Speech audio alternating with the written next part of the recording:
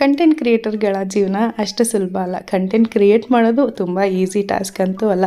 ಎಲ್ಲದರಲ್ಲೂ ಅದರದೇ ಆದ ಅಪ್ಸ್ ಆ್ಯಂಡ್ ಡೌನ್ಸ್ ಇದ್ದೇ ಇರುತ್ತೆ. ಅದರದೇ ಆದ ಕಷ್ಟ ಸುಖ ನೋವುಗಳಂತೂ ಇದ್ದೇ ಇರುತ್ತೆ. ಯಾವುದೋ ಒಂದು ವಿಡಿಯೋ ನೋಡಿ ಏನೋ ಒಂದು ಮನಸ್ಸಿಗೆ ಬಂದಂಥ ಒಂದು ನೆಗೆಟಿವ್ ಕಮೆಂಟ್ ಹಾಕೋಕ್ಕೆ ಜಾಸ್ತಿ ಹೊತ್ತಾಗೋದಿಲ್ಲ. ಆದರೆ ಆ ಕಮೆಂಟ್ ನೋಡಿ ಆ ಕಂಟೆಂಟ್ ಕ್ರಿಯೇಟರ್ ಆದವರು ಎಷ್ಟು ನೊಂದ್ಕೊಳ್ತಾರೆ ಅಥವಾ ಅವ್ರ ಜೀವನದ ಮೇಲೆ ಅದು ಹೇಗೆ ಇಂಪ್ಯಾಕ್ಟ್ ಮಾಡುತ್ತೆ ಅಂತ ನಿಮಗೆ ಒಂದು ಐಡಿಯಾನೂ ಇರಲ್ಲ.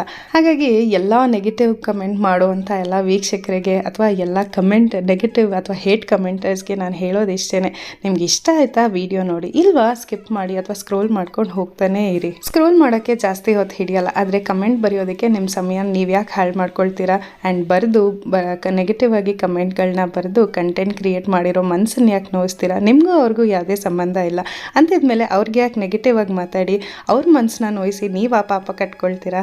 ಸಾಧ್ಯವಾದರೆ ಒಳ್ಳೇದು ಮಾಡಿ. ಒಳ್ಳೇದು ಮಾಡೋಕ್ಕಾಗಲಿಲ್ವಾ ದಯವಿಟ್ಟು ಸುಮ್ಮನೆ ಇರಿ. ಕೆಟ್ಟದಂತೂ ಮಾಡೋಕ್ಕೆ ಹೋಗಬೇಡಿ ಅಷ್ಟೇ.